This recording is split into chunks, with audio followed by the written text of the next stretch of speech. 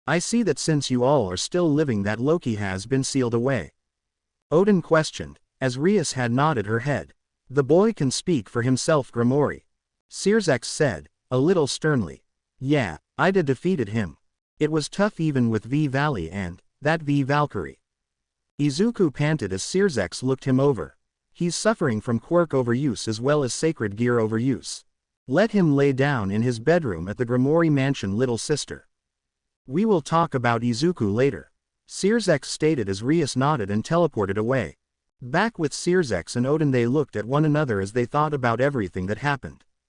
There will most definitely be a battle against the Chaos Brigade soon, I can just feel it.